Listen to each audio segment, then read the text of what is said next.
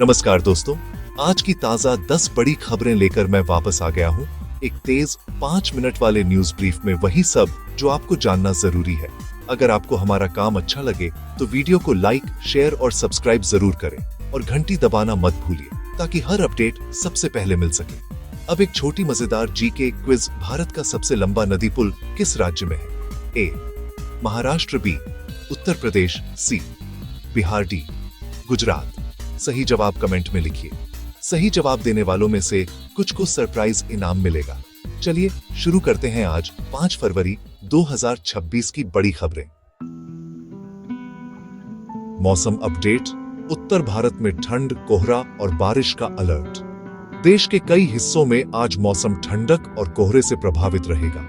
Delhi, NCR, Uttar Pradesh और बिहार में सुबह, शाम और रात में घना कोहरा छाने की संभावना है, जिससे दृश्यता घट सकती है और सड़कों पर ट्रैफिक धीमा हो सकता है। छोटे ऑफ ब्रेकफास्ट शिफ्ट यात्रियों को यात्रा में देरी का सामना करना पड़ सकता है। साथ ही पहाड़ों पर हिमपात के आसार और मैदानी इलाकों में बौछारें होने की चेतावनी भी मौसम विभाग ने जारी की है। जरूरी है कि लोग गर्म कपड़े रखें और ड्राइव करते वक्त फॉग लैंप का उपयोग करें। अब चलते हैं अगली खबर की तरफ। यूपी में बिजली बिल राहत योजना की अवधि बढ़ी। लखीमपुर खीरी प्रशासन ने बिजली बिल राहत योजना की समय सीमा बढ़ा दी है ताकि घरेलू और छोटे व्यावसायिक उपभोक्ताओं को सहजता से लाभ मिल सके।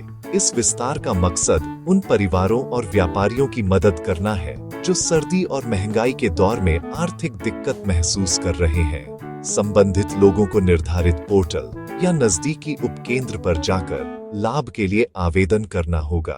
अधिकारियों का कहना है कि इससे बिजली कटौती के कारण आने वाली परेशानियों में कमी आएगी और शीतकालीन सीजन में उपभोक्ताओं को इमरजेंसी सुविधाएं बेहतर मिलेंगी। अब चलते हैं अगली खबर की तरफ। मध्य प्रदेश पुलिस भर्ती की नई नोटिफिकेशन जारी। एमपी कर्मचारी चयन मंडल ने एएसआई कंप्यूटर और हेड कांस्टेबल कंप्यूटर के पदों के लिए आधिकारिक नोटिफिकेशन जारी कर आवेदन प्रक्रिया शुरू कर दी है। इच्छुक उम्मीदवार विभाग की आधिकारिक वेबसाइट से पात्रता, आयु सीमा और शैक्षिक मानदंड की पूरी जानकारी देख सकते हैं। आवेदन ऑनलाइन मोड में होंगे और प्रारंभिक परीक्षा, शारीरिक मानक तथा दस्तावेज सत्यापन के बाद चयन किया जाएगा। रिजर्वेशन नियमों के अनुसार आरक्षित श्रेणियों के आवेदकों को भी निर्धारित छूट और सुविधा रहेगी। उम्मीदवारों को सलाह है कि वे आवेदन की अंतिम तिथि और फीस से पहले सबमिट कर दें। अब चलते हैं अगली खबर की तरफ। राजस्थान फुटबॉल टीम को सैंटोश ट्रॉफी में हार का सामना करना पड़ा है। सैंटोश ट्रॉफी के क्वार्टर फाइनल में राजस्थान की टीम को रेलवे टीम ने 2-0 से हराया और इस हार के साथ ही राजस्थान टीम का खिताबी सफर वहीं समाप्त हो गया। मैच बारिश प्रेरित मुश्किल हालात में भी खेला गया और राजस्थान के खिलाड़ियों ने कई मौकों पर दबाव बनाया, लेकिन फिनिशिंग में कमी रही।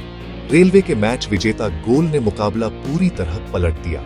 कोच ने कहा कि टीम को अगले सीजन के लिए रणनीति और युवा खिलाड़ियों पर काम करना होगा ताकि राष्ट्रीय स्तर पर बेहतर प्रदर्शन दिखा सके। अब चलते हैं अगली खबर की तरफ। देश के बड़े टेक अवार्ड्स की घोषणा हो चुकी है। Times of India gadgets now awards 2025 की लिस्ट और विजेताओं के लिए पब्लिक वोटिंग शुरू हो चुकी है और इनाम समारोह 23 फरवरी 2026 को आयोजित किया जाएगा। टेक इंडस्ट्री के बड़े नाम और नए गैजेट्स इस बार चर्चा के केंद्र में हैं। उपभोक्ताओं और समीक्षकों द्वारा चुनी गई विभिन्न कैटेगरीज जैसे स्मार्टफोन, लैपटॉप, गैजेट एसेसरीज और इनोवेशन में विजेताओं को सम्मानित किया जाएगा। इवेंट में उद्योग के विशेषज्ञ पैनल भी उपस्थित होंगे और नवीनतम तकनीकी ट्रेंड पर चर्चा होगी। अगर आप टेक फैन हैं, तो वोट देकर अपने पसंदीदा उत्पाद का समर्थन कर सकते हैं। अब चलते हैं अगली खबर की तरफ। दिल्ली सरकार ने एलपीजी सब्सिडी योजना की घोषणा की है। दिल्ली सरकार ने बताया है कि त्योहारों जैसे होली और दिवाली के मौके पर राशन कार्ड धारकों को मुफ्त एलपीजी सिलेंडर देने या उन लोगों के बैंक खातों में सीधे डीबीटी के जरिए आर्थिक सहायता देने की योजना लागू की जाएगी। ताकि ऊर्जा लागत से राहत मिल सके। योजना का उद्देश्य सबसे जरूरतमंद परिवारों को आर्थिक बोझ से बचाना और साफ ईंधन तक पहुंच सुनिश्चित करना है। पात्रता, मानदंड और वितरण प्रक्रिया जल्द ही विस्तृत गाइडलाइन में बताई जाएगी। लाभार्थियों को ऑनलाइन पोर्टल और ग्राम या शहरी ब्लॉक कार्यालयों के माध्यम से सहायता मिलेगी। अब चलते हैं अगली खबर की तरफ। भारत अमेरिका आर्थिक समझौते से यूपी में रोजगार बढ़ने के संकेत मिल रहे हैं। हालिया भारत अमेरिका आर्थिक समझौते के बाद उत्तर प्रदेश में एमएसएमई, फार्मा, आईटी और डिफेंस सेक्टर में निवेश बढ़ने की उम्मीद है, जिससे रोजगार के नए अवसर खुल सकते हैं। ये समझौता टेक्नोलॉजी ट्रांसफर, आपूर्ति श्रृंखला और साझा R&D परियोजनाओं को प्रोत्साहित करेगा, जिससे स्थानीय उद्योगों को वैश्विक बाजार से जोड़ने में मदद मिलेगी। राज्य सरकार संभावित निवेशकों के साथ साझेदारी कर करियर प्रोग्राम और प्रशिक्षण भी चलाएगी। विशेषज्ञों के मुताबिक अगर नीतियां अनुकूल रहीं, तो अगले 1-2 साल में नौकरियों की संख्या में बढ़ोतरी संभव है। अब चलते हैं अगली खबर की तरफ। राष्ट्रीय वॉलीबॉल चैंपियनशिप का शुभारंभ हो चुका है। छत्तीसगढ़ के रायपुर में 37वीं फेडरेशन कप वॉलीबॉल चैंपियनशिप का आयोजन शुरू हुआ है, जिसमें देश भर की 16 टीमें हिस्सा ले रही हैं और युवा प्रतिभाएं राष्ट्रीय और अंतर्राज्य मुकाबलों में अपनी क्षमता दिखा रही है। इस टूर्नामेंट में विजेताओं को राष्ट्रीय पहचान और फ्रेंचाइजी या स्कॉलरशिप के मौके मिल सकते हैं।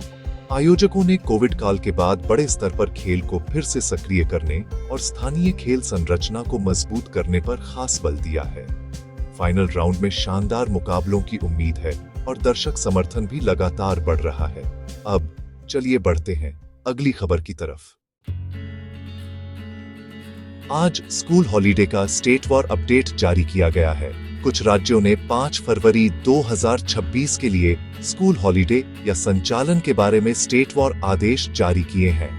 ये अपडेट राज्य शिक्षा विभागों द्वारा मौसम, स्थानीय घटनाओं या प्रशासनिक कारणों से दिए जाते हैं। माता-पिता और विद्यार्थियों को सलाह दी जाती है कि वे अपने राज्य या जिला शिक्षा बोर्ड की आधिकारिक अधिसूचना जरूर देखें, ताकि स्कूल खुलने बंद होने की सटीक जानकारी मिल सके। शैक्षिक संस्थान स्थानीय संदेश, SMS या आधिकारिक वेबसाइट के जरिए भी जानकारी देते हैं। इससे विद्यार्थियों की योजनाएं और आने जाने की व्यवस्था काफी सुगम रहेगी। अब बढ़ते हैं अगली खबर की तरफ। 5 फरवरी का पंचांग और संकष्टी चतुर्थी का व्रत आज है। पंचांग के अनुसार शुभ मुहूर्त, राहु काल और अन्य ज्योतिषीय जानकारी साझा की गई है। भक्तों को चंद्रमा दर्शन के बाद व्रत खोलने की परंपरा निभानी चाहिए। धार्मिक मार्गदर्शनों के साथ साथ लोक आदर्शों का पालन करते हुए लोग पूजा अनुष्ठान और दान धर्म भी कर सकते हैं। अगर स्वास्थ्य के कारण कोई व्रत नहीं रख पा रहा हो, तो स्थानीय पुजारी या ज्योतिष के मार्गदर्शन के अनुसार विकल्प अपनाए जा सकते हैं। पंचांग में बताए गए समय का ध्यान रखकर शुभ कार्यों की योजना बनाएं। अब बढ़ते हैं अगली खबर की तरफ।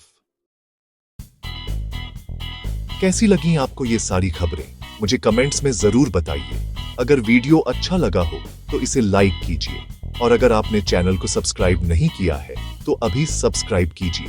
साथ ही घंटी के निशान को दबाना मत भूलिएगा, ताकि आपको हमारी हर नई वीडियो का नोटिफिकेशन सबसे पहले मिले। मैं फिर मिलूंगा ऐसी ही अच्छी और खास खबरों के साथ। तब तक के लिए जय श्री राम, जय हिंद, वंदे मातरम।